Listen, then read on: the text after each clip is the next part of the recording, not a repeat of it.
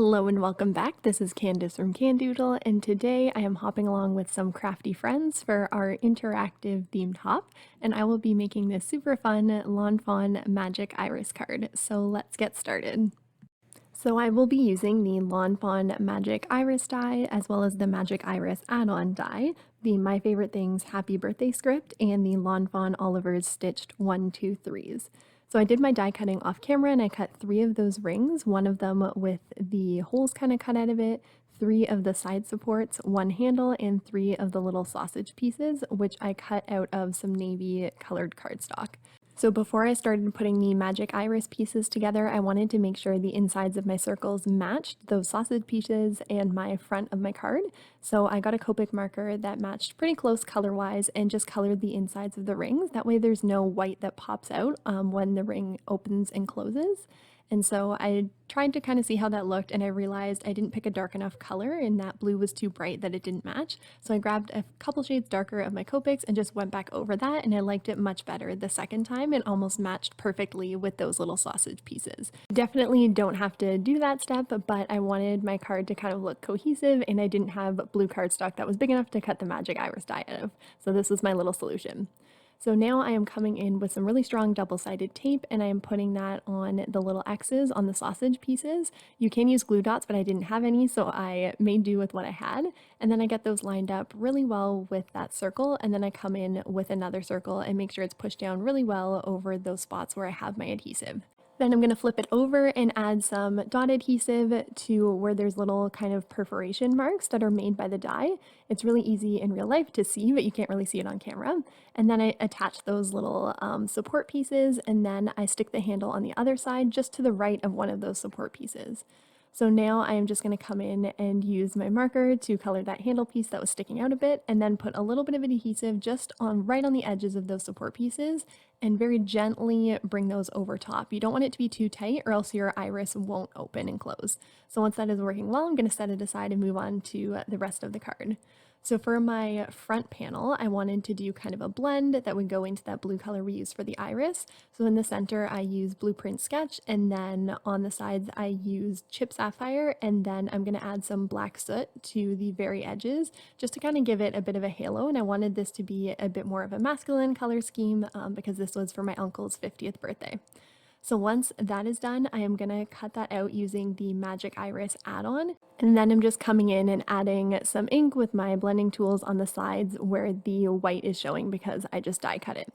So just to make it look nice and finished. And then I'm going to put my Magic Iris behind and get everything lined up so I can adhere that down. But before I did that, I realized I had forgotten to cut my arrow piece, so I took my cardstock and blended on some chipped sapphire and black soot, and then die cut that with my little arrow piece and blended it until it matched really well. And this is going to lie flush with the front of our card base, and I'm going to glue it to that little handle that's going to stick out from our magic iris, which I'll show you now.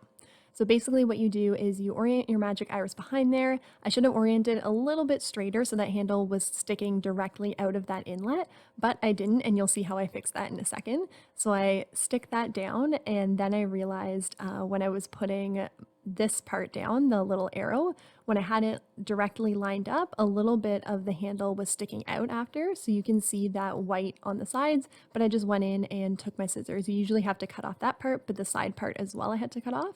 So it just made my handle a little bit less stable, but only by less than a centimeter. And so that is how it looks when it's done. And then in order to add a little bit more stability, I added another one of those die cuts behind just to give it some extra stability, especially since I cut part of that handle off. And so now that that is done, I'm going to move on to the die cut assembly. So I took that My Favorite Things Happy Birthday die and cut it out of 110-pound white cardstock, as well as some Tim Holtz silver cardstock. So I'm just layering those on top of each other, and this is just going to help that silver cardstock really stand out from the background and make it more like an embellishment rather than just a die cut. And die cut layering is something I do on almost all of my cards, especially when I'm using a word sentiment. And so now I'm going to see how I like those lined up on the card, and this sentiment fits perfectly on the front of this 4 1/4 by 5.5 inch note card. So I use it quite often for birthday cards, and especially this card design with the opening magic iris, I really like to use for like big birthdays that are like a special number, like 19th or 20th birthdays, 50th, 60th, anything like that. Now, in order to get the dot of my eye, which I learned from Laura Basson is called a tittle, To get it in the right place, I like to leave it in my die cut if it stays there when I die cut it, and then I just put some adhesive on the back and use my poke tool to get it in the right spot by lining it up with the words. That way I don't have to fiddle around with a teeny tiny little dot to get it in the right spot. And then I added the silver one on top once I already knew that the white one was in the right place. I just found that a little bit easier. Once I have the rest of the sentiment adhered down, I'm going to work on my 50, which is going to go in the center of the iris. So I use the Oliver stitched 1, 2, 3s, which are such a perfect size for this die cut. And then I just blended them with some chipped sapphire and black soot towards the bottom. Now I'm coming in and just putting some foam tape on the back of my mechanism to make sure it has some nice lift from the card and it's easy for the recipient to put their fingers in and move the mechanism.